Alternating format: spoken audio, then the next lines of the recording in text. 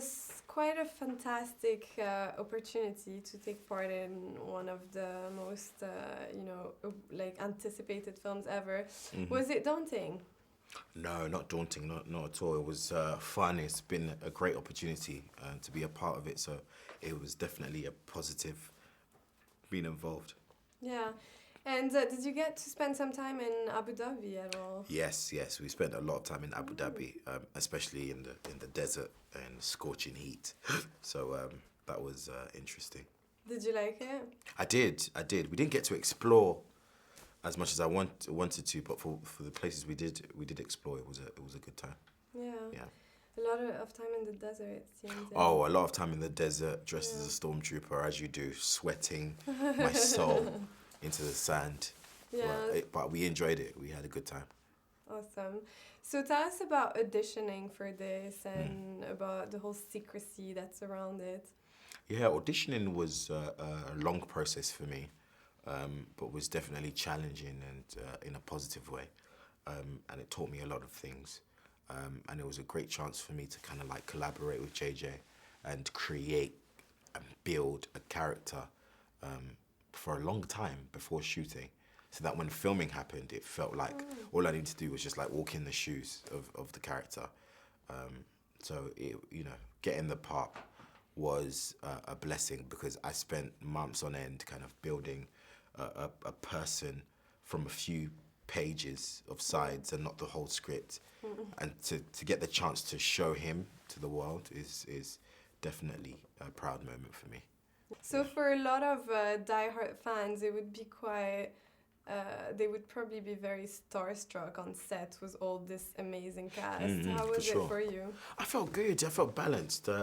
When the first time meeting all those guys, it was in a very kind of relaxed environment where you're able to kind of talk to them. And because, the starstruck element comes when, you probably feel like you're not going to see the person again. Yeah. We know we're scheduled for months and months on end with these with the old generation. So it was good to kind of establish, grounds of a relationship and go on a journey. Awesome. So any props or costumes that you really enjoyed and wanted to bring back home? No props. I didn't bring back no props, no costume. But what I am gonna do, I'm gonna put a list together, and I'm gonna get what's mine. I wanna get what's mine. Nice. I sound like Cookie from Empire.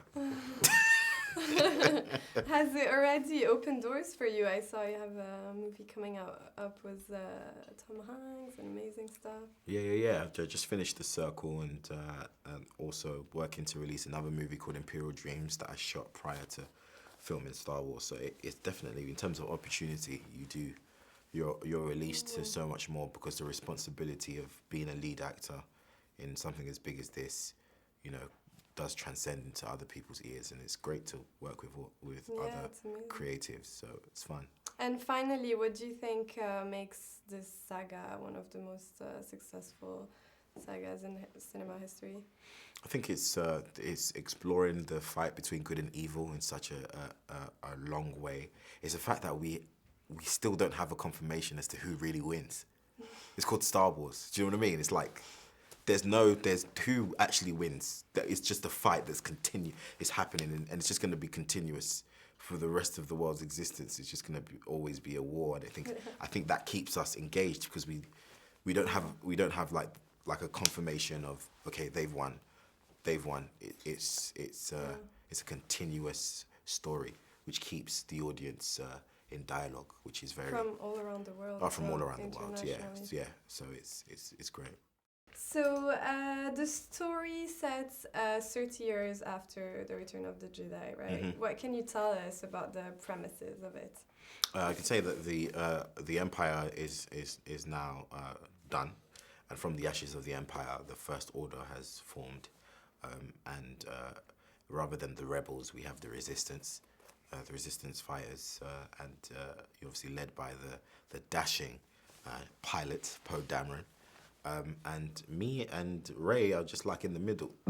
We're just like confused, while all of this is going on, trying to find our place in our own individual, unique way. So it's just a story of unlikely friends who go on a journey that's full of Siths and Wookiees and Han Solo. That's good. So you have sort of a partnership. You're not all. Oh yeah, solo. definitely. Raise someone that comes with Finn on the journey, and little BB-8 too. He's there most of the time. Was that helpful for the role to be? Oh yeah, definitely. And you know, me and Daisy have a natural, you know, organic, cool relationship. So it was great to kind of like, you know, bring that to the screen, because obviously people will notice that, you know, this is a real bond that these two have, and it helps sell the story better. So did you always want it to be an actor? Yeah, always. Football didn't work out for me, so it was the only option. I just had to have some form of expression, and I just wanted attention. So I went for it. Well done, Star Wars is not about attention. Yeah, Star Wars is I thought like I'd just done too much. Just want a little bit of attention. Star Wars.